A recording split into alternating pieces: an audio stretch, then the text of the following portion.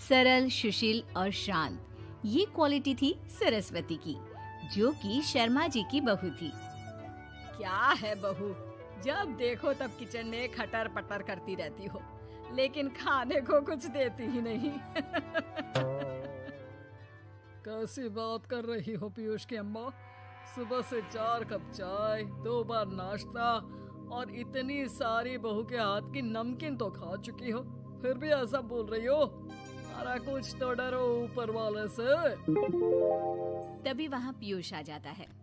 क्या है सरस्वती, इतनी देर लगती है क्या टिफिन बनाने में? एक काम है घर का तुम्हारे पास, वो भी नहीं कर पाती हो वक्त पर। आपका टिफिन टेबल पर रखा है और नाश्ता भी, बाकी का सामान बेड पर रखा है और अब मैं मंदिर जा रही हूँ। सरस्वती मंदिर चली जाती है। उसके जाने के बाद घर में, यार माँ, कैसी गवाह लड़के से शादी करा दिया है। मंदिर, पूजा, किचन और सास ससुर के सिवा इसे कुछ दिखता ही नहीं है कि कैसे खुद को स्मार्ट बनाकर रहना होता है, कैसे लोगों से जुड़ना है, बातें करनी है, ऐश करना है। अरे पैसा बचाओ, और कुछ आता ही नहीं इस लड़की को। जो क्वालिटी तू गलत तरीके से बता रहा है ना, दरअसल एक अच्छी गृहिणी की वही सारी अच्छाई होती है बेटा। घर को चलाना, समाज में इज्जत दिलाना और घर वालों का ख्याल रखना, और चाहिए ही क्यों? अरे क्यों नहीं चाहिए कुछ और? लड़की ऐसी होती है कि घर आए तो पूरा घर बदल कर रख दे, सभी को खुश रखे। लेकिन बहू के अंदर तो ये सारी क्वालिटी है ही नहीं। अरे खुश तो उन्हें रखा जाता है जो खुश रहना जानते हैं। तुम लोगों को तो कोई खुश नहीं कर सकता। पिताजी, अब आप ही लोग सोचिए, क्योंकि मैं किसी और से शादी करना चाहता हूँ। आप लोगों को बहू के साथ रहना है या मेरे साथ? क्योंकि मैं अब इसके साथ नहीं रह सकता। मैं बहू को नहीं छोड़ सकता। उसके मरते पिता को मैंने वादा किया था कि मैं उसे बेटी बनाकर रखूंगा। तो ठीक है ना माँ, तैयार कर ले अपना सामान, हम दोनों किसी और घर में रहने चलेंगे तेरी नई बहू के साथ। अरे हाँ बेटा, वही ठीक है, लेकिन मैं तेरे पिता के बिना भी तो नहीं रह सकती। तो मेरे बिना रह सकती हो? ठीक है, मैं अकेले ही चला जाता हूँ। बेटा वहाँ से चला जाता है, लेकिन सास का दिल नहीं लगता। बहू मंदिर से भी हो आती है और फिर, माँ, पिताजी, खाना लग गया है, खा लीजिए। हाँ, तुझे बस आता ही क्या है, खाना बनाना और खाना खिलाना। अरे सुन, मेरे सारे कपड़े पैक कर दे। क्यों माँ जी, कहीं जा रही हैं क्या? हाँ बेटे, ये अपने बेटे के साथ रहने जा रही है, लेकिन घबरा मत, तेरा पिता तेरे साथ है। बहू समझ नहीं पाती कि उसके साथ हो क्या रहा है, लेकिन फिर ससुर उसे सारी बात बता देता है। बेटा, ये नई बहू कब आ रही है? मुझसे घर का काम नहीं होता। वैसे भी तेरी पहली निकम्मी बीवी ने मुझे किसी काम का नहीं छोड़ा। माँ, वो बस आने ही वाली है, और हाँ माँ, उसके आगे ना थोड़ा स्टैंडर्ड से रहना, क्योंकि वो थोड़े बड़े घर की लड़की है। उसका एक स्वैग है, स्वैग।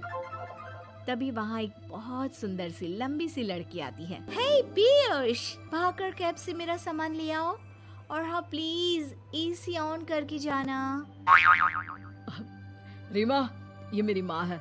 तुम चाहती थी ना कि मेरी माँ हम लोगों के साथ रहे। हेलो आंटी जी, हम लोग ना जल्दी शादी कर लेंगे, फिर मेरी जैसी टॉप लड़की आपको अच्छी बोलेगी। एक्साइटेड होंगी ना आप? पर नो इश्यू। पीयूष, सामान ले आओ ना।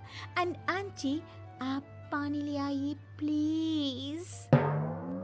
माँ को तो समझ में ही नहीं आता कि वो क्या करे। वो बहू के लिए पानी लेकर आती है तो उसका पैर पर्दे में फंस जाता है और वो गिर जाती है। ओहो, पूरा पानी गिरा दिया। कांच का ग्लास क्यों छूती है जब हाथ पैर नहीं चलते? कितनी मुश्किल से मैंने और पीयूष ने ये गृहस्थी बनाने की कोशिश की है। अरे पर तो क्या हो गया, एक गिलास ही तो टूटा है। अपने घर में तो रोज एक तोड़ती हूँ, लेकिन मजाल है सरस्वती कुछ कहे। और हाँ, मैं पानी वानी नहीं पिलाने वाली, मुझे ऐसी कोई आदत नहीं है। बहू हो, बहू की तरह रहो, समझी? तभी वहाँ पीयूष आ जाता है, जिसे देख रीमा रोने लगती है। देख लो अपनी माँ को, कैसी खरी को रोटी सुना रही है। और अभी तो मैं आई हूँ, थक गई थी, बस पानी क्या मांग लिया। कह रही है बहू हो, बहू की तरह रहो।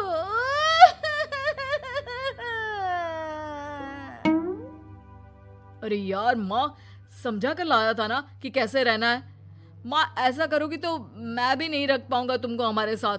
वैसे भी आप ये समझो कि रीमा ने खुद कहा था कि माँ को साथ रखना। अरे हाँ हाँ बेटा, वो सिर्फ इसलिए कि मैं घर का सारा काम करूं, बैठे बैठे इस महारानी को खाना पानी दूं।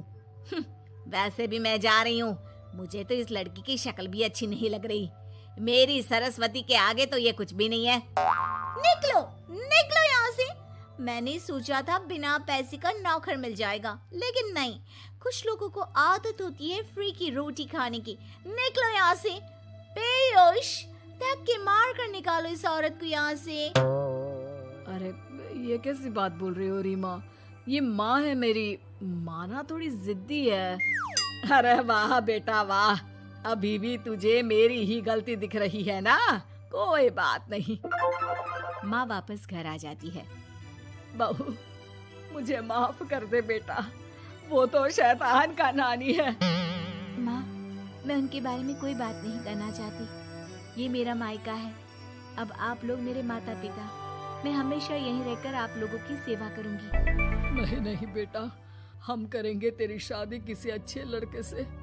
अरे कोई जरूरत नहीं है, मैं देख कर आई हूँ जो हालत है ना पीयूष की, वहाँ नहीं टिकने वाला ज्यादा दिन।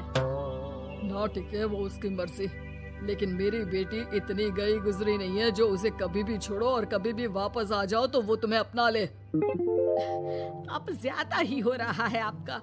माना मैंने गलत किया बहू के साथ, लेकिन वो उसका पति है। और फिर कहावत है ना, सुबह का भूला शाम को वापस आ जाए तो उसे भूला नहीं कहते। तभी वहाँ पीयूष आ जाता है। माँ, वो भूला आ गया, मुझे माफ कर दो। सरस्वती के जिस गुण को मैं सही नहीं मानता था, दरअसल जीवन को सही तरीके से जीने के लिए वही गुण होने चाहिए। मुझे माफ कर दो सरस्वती, मैं आज के बाद तुम्हें और पापा को छोड़कर कहीं नहीं जाऊंगा। और मुझे भी बेटा। बेटा जहन्नुम में भी जाए तो उसके साथ रहने को तैयार हो जाए, वही तो माँ होती है। मुझे माफ कर दो माँ।